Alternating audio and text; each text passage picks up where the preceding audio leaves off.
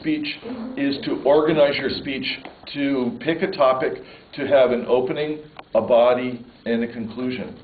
This is the purpose, so that it's basically giving you the fundamental structure that you need when you prepare a speech in any time in Toastmasters. Now, what did Elena didn't really organize her speech very well, and I will talk about that a little bit, because I thought that the opening was a little bit brief and the conclusion was also weak. I think that both could be structured. However, Elena talks well. She's comfortable in front of the audience, she's articulate, and she can express her ideas. The one thing that would really improve the speech a great deal would be to limit the amount of material that you're trying to present in one speech. In 7 minutes, it's very difficult to present 9 or 10 ideas, and for those ideas to stick with the audience. So when you're doing something like this, focus on essentially 3 major ideas and use them, focus on them, and try to develop them more fully. Not just to mention them, but to show how they're used.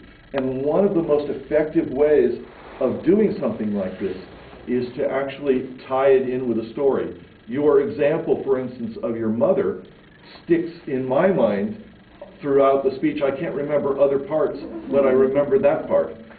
To use an example like that, an anecdotal example like that, with every major point, if you're just sticking with 3, makes that more powerful. And actually show us how the manipulation occurs. Not just mention a sentence and then because afterwards, but really give us an example and show it all the way through. How are people deceived and manipulated? And so this would make it, from my perspective, much more effective. You had 3 examples and then you used several linguistic examples. It's really too much to remember for the audience. The purpose of a speech is to communicate to the audience and to have that information stick in somebody's brain after you're done. And the more material you try to throw into a speech, the less people are going to remember it. So really try to limit your material and develop more fully your ideas, and that will make your speech much more powerful.